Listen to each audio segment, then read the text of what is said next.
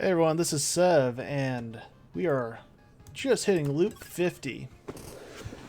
So I set up what I consider the poor man's infinite loop with the Necromancer. And I'm going to explain more or less how the build works, how it got set up. You might notice a few things with already. We need over 600,000 experience to go to the next level. So how it works. There's a few skill upgrades that we need. We don't need all of these. Residual heat's always nice, but getting field practice is nice because it just gives you that passive level up as you go. It makes scaling easier, but unseen care is the big one. Now we didn't get early in this go around. I didn't get it to like my 5th or 6th perk. So this 5,000 magic HP can be a lot higher. You can see we're floating above 3,000 regular HP from the Ancestors crypt that's down here in the corner as well. They can go a lot better. Anyway, the idea behind this build is you have forests and you plant them until you're almost 200 attack speed. And you get the fake villages that have all these wooden warriors. Now the wooden warriors don't attack you. They counterattack every time. Well, unless as the Necromancer you have all your summons up, you don't ever attack yourself. You just keep summoning. So we're never at risk of getting hit ourselves. Except for by the Vampire Gal. Which, that's 18,000 HP that she has to chunk through. We're going to be fine. But just get an idea what you're going to be looking at for loop 50. You're looking at 1,000 damage from these guys on attack, and roughly 600 to 700 from the Vampire Gal and the book. But the idea is we summon guys, they hit, they die, we resummon, and we just have that scale our magic HP into ridiculous amounts, and we essentially get a free loop. Let me move my camera down here, and we can see some of the resources. We got 329 food, tons of astral orbs, 25. We got the skulls from being all the bosses because this is Act 4, so we can farm as much as we want. I believe we're at 400 or 500 for books of memories. The preserved rocks are just from the pickaxes from doing all the loops so much. That's not from the actual in-game. I think we're at 352 on the stable metals. You know, over 1,000 orders of expansion because all these fights are 5-man fights. So they're worth 1 to 2 each depending how it turns out.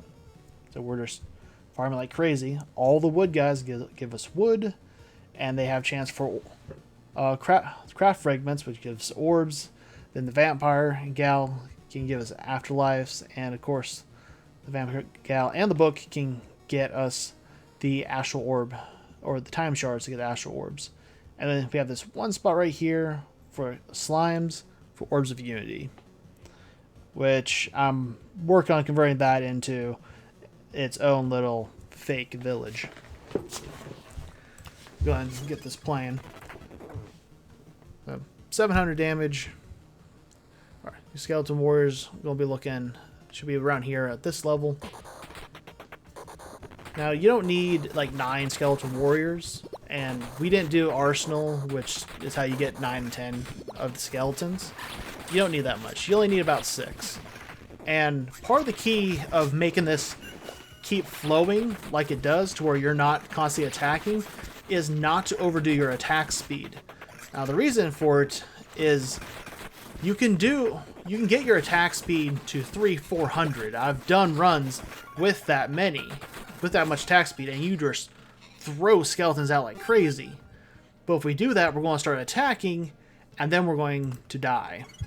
Because we're going to get that reflect damage, which they start at a base of 700, and then go up by 15 for every little love tap.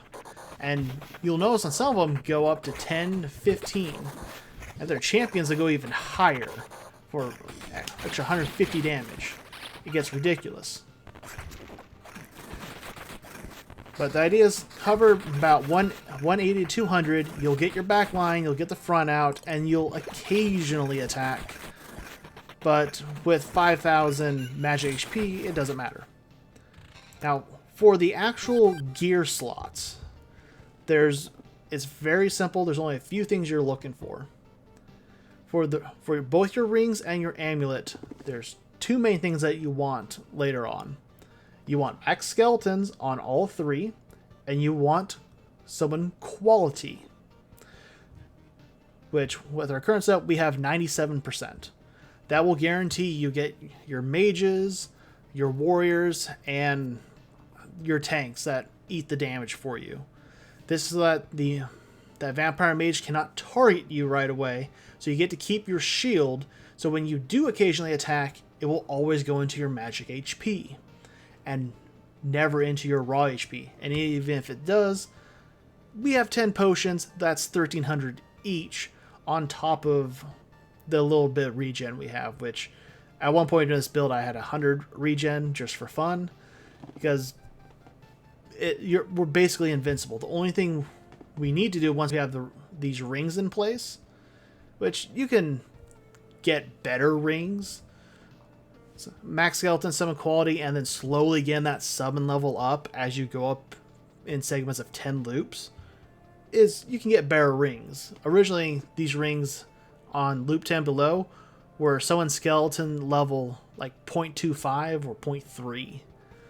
I mean, they're extremely low, and honestly, they're not worth replacing. Only replace the rings if you get max skeletons and a higher summon quality. The other stats don't really matter. Just beware of adding attack speed, because then you'll start hitting and get the reflect. So that's where your rings sit. Getting regen is actually pretty good on them. Do not get evade. Now the reason for that is the gray bar that is behind our attack bar. If you put yourself at that minus stamina and get that orange bar filling back up, you will not attack fast enough to summon skeletons faster than the vampire and the reflect damage. You don't want to evade, because if you get a bad chain of evades and wipe yourself, it's going to hurt. A few of those battles and you're looking in trouble. On the amulet, you want max skeletons, summon quality, and if you can get skeleton level, great. If not, just keep swapping the amulet out as you find one with the stuff you need that has higher magic HP. Then, surprisingly, the only thing that we don't want anything on is the book.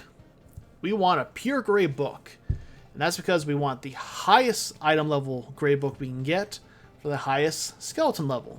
And that is how we scale our skeleton level into what we need it to be to do whatever we want.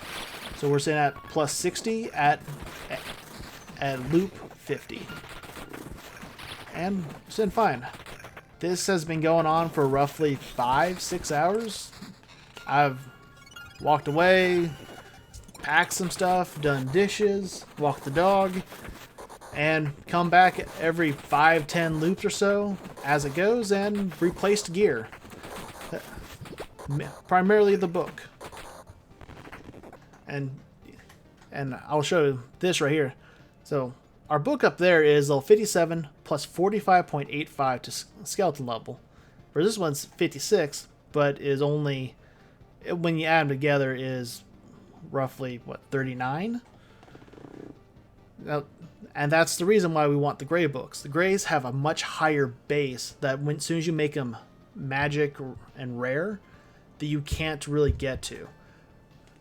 Magic ones can still get above the gray, but it's really hard to get a high tier magic that also has skeleton level. Like this one has regen, 20 something of it. But it's really hard to get high ones. So it's almost worth just waiting for a high level gray and just slapping that baby on. Like this ring? Nope. No skeleton level, not even worth it. Yeah, just have it sit there, summon the loops, and you don't have to worry about the game crashing if it ever does, because the update that happened on March 5th, if the game crashes, you get all your resources back at camp. But as I said, this is poor man's loop because I know you can do a bear one with the rogue with the damage all, but I don't think it's not nearly as safe. It has potential if enemies evade, because you start messing with max HP, whereas this one we're staying at about 19,000 HP, and we're never gonna die. Like, we have like 2,000 magic HP still, and we have a mimic because we have the chest spawn. The vampire got summon her bats. I think we attacked a few times. Like, yeah. That was probably one of the worst fights that happened, and we didn't even get through our magic HP. Anyway, unlimited looping, gone through everything. You won't be able to get all those fake villages right away. What you're going to have to do is take your oblivions, delete a forest, not a forest, but a thicket, replace the thicket, delete a thicket, replace the thicket, and just keep doing that until you get villages. I tried to set mine to where I had village, Countlands village.